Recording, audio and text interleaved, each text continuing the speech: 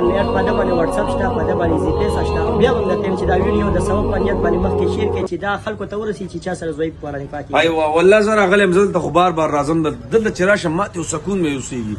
دلته هغه زمون کلام پاک چې په دې باندې فرشتې هم راغلي او جنګ یې کړی، نبي علیه الصلاة والسلام دا پوره کائنات د قرآن د وجې نه الله جل شانه ساز کړی. نو بار کې داسې وخت به راشي چې دا تور ټکي سي دا تور ټکي بیا الله چوت کی خبره ختمه. جناب دې سره مرسته وکړئ، د دوی ډېره منډه تړله ده، د دوی د پول ضرورت دی، د پیسو ته مطلب دې ته د کفنو د خوشبویانو دا مربل لاغلي او سیمنټ نشته که نه، نو چې دا دوی دا منډه وي ما او تا به سره مالي جاني منډه نو الله به انشاءالله موږ قیامت په انشاءالله قیامت کې به زموږ قرآن شفاعت کوي. مولانا صاحب موږ ته په چترال کې اوس هم 3 ټرکه کلام پاک پروت دی. کم چترال کې 3 ټرکه کلام پاک پروت دی. د دې نه مخکې یو نیم کال موږ تلو هلته تلو دروش بازار ته، چترال دروش بازار ته تلو، هلته هم د کور محل افتتاح کړو. زموږ ابراهیم بھائی هغه کلام پاک راغونډ کړي، خو هغوی سره د کاري سره تنظیم نشته.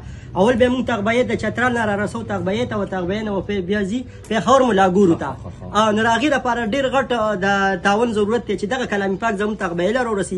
بیا به الله پاک راغی نه پس که خیر هغه پېښور ملا ګورو ته رسي نو هغه به دفن کېږي نو محفوظ به شي. ایوه انشاءالله دوی د خپل نمبر وي که نه په دغه پیسې اکاونټ ته د هر ځای نه ورته انشاءالله پیسې رالېږلی شي. صحیح ده منډه تړله بو ده زموږ کلام پاک ته ما ته به خبر نه یو. انشاءالله قیامت کې به دا قرآن مجید زما او ستا شفاعت کوي. صحیح ده انشاءالله شپه صحیح ده که نه؟ زه الله ماته خوشحال ساتم. الله پاک خوشحال